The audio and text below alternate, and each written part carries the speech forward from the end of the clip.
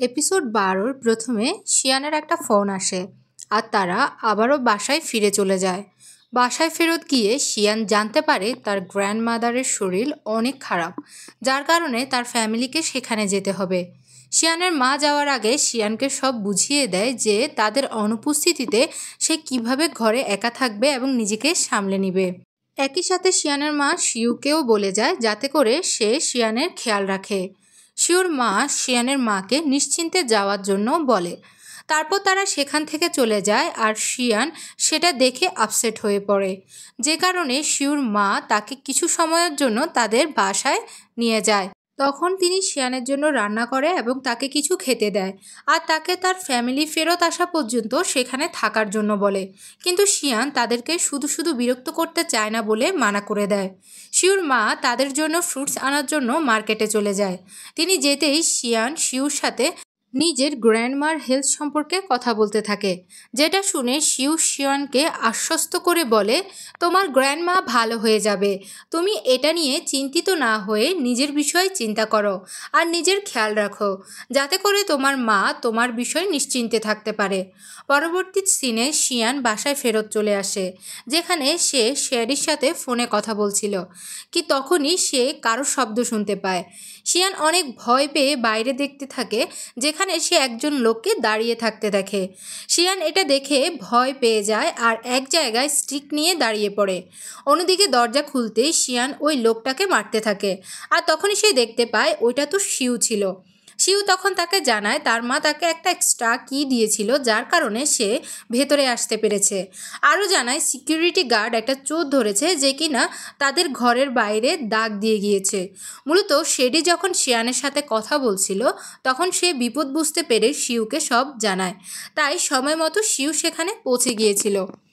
Sure মা শিয়ানকে তাদের বাসায় রাখার জন্য শিয়ানের মার কাছে পারমিশন চেয়ে নেয়, যে কারণে শিয়ান এখন তাদের বাসাতেই থাকবে। অন্যদিকে শেডি আর সং হ্যাং আউটের জন্য বের হয়, যেখানে তারা আবারও লড়াই করতে থাকে।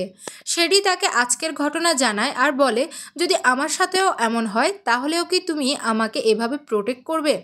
যে বিষয়ে সং তাকে খোঁচাতে থাকে আর তাই তাদের মধ্যে লড়াই লেগে যায়। পরবর্তী সময় তাদের মধ্যে আবার সব ঠিকও হয়ে যায় এবং তারা ডিনারের জন্য চলে যায়। অন্য সিনে শিয়ান নিজের ওয়েবসাইট ওপেন করে যেটা শিউ তার জন্য বানিয়েছিল আর সেখানে নিজের কথাগুলো লিখতে থাকে। পরের দিন শিয়ান নিজের ব্যাগপত্র গুছিয়ে শিউর জন্য অপেক্ষা করছিল। যখন শিউ সেখানে আসে তখন তার শিয়ানের প্যাকিং পছন্দ হয় না, যে কারণে শিউ তাকে মলে নিয়ে যায় আর ওইখান থেকে অনেক শপিং করতে থাকে। শিউ অনেক বেশি জিনিস কিনছিল, যেখানে শিয়ান তাকে হিসেবি হওয়ার পরামর্শ দিয়ে এত জিনিস কিনতে না বারণ করে দেয়। আর তারা যখন কেনাকাটা করছিল এবং কথা বলছিল তখনই সেখানে কিকি আর জিংশিয়ান চলে আসে।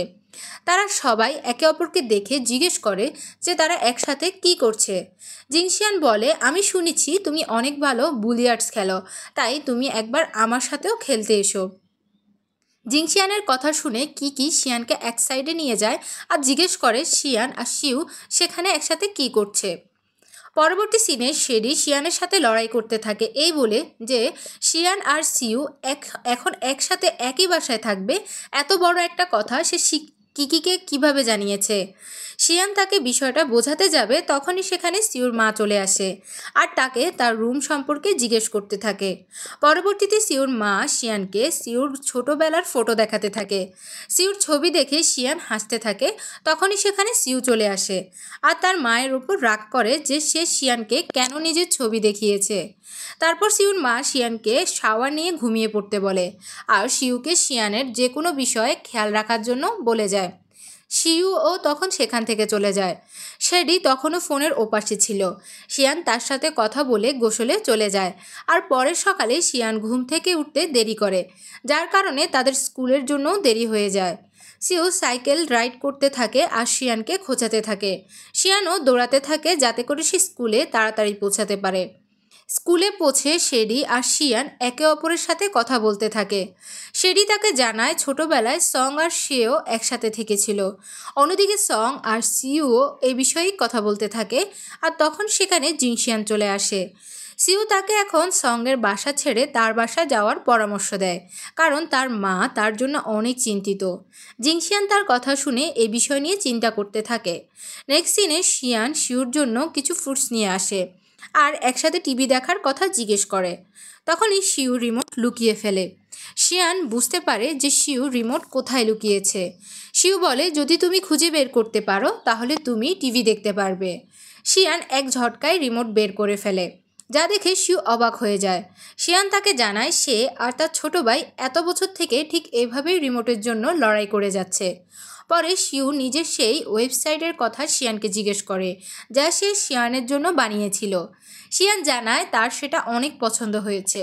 শিউ তাকে নিজের কম্পিউটারের পাসওয়ার্ড বলে দেয়, যাতে করে সে ওখান থেকে নিজের ওয়েবসাইটটি ইউজ করতে পারে। পরের দিন শিউ আর শিয়ান যখন ফেরত আসে, তখন তারা শিউর প্যারেন্টসের ঝগড়ার আওয়াজ শুনতে পায়। তখনই তার বাবা বাইরে আসে আর তাদেরকে দেখতে পেয়ে তারা কেমন আছে সেটা জানতে চায়। আর শিউর মাকে ডেকে জানায় তার বাচ্চারা চলে এসেছে, যা শুনে শিউর মাও বাইরে চলে আসে। তারপর তিনি তাদের জন্য খাবার বানাতে চলে যায়। অন্য সিনে সিউ যখন নিজের রুমে ছিল, তখন শিয়ান তার জন্য দুধের গ্লাস নিয়ে আসে আর কথায় কথায় তাকে প্রমিস করে যে সে যা আজকে শুনেছে তা সে কাউকে বলবে না। আর সে কাপলসদের মধ্যে লড়াই হয় বলে শিউকে চেয়ার আপ করতে থাকে। পরের দিন শিউ যখন ক্লাসে ঘুমাচ্ছিল, শিয়ান তার দিকে তাকিয়ে মুচকি হাসতে থাকে।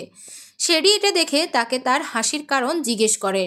শিয়ান জানায় তার কাছে শিউর কিছু সিক্রেটস আছে।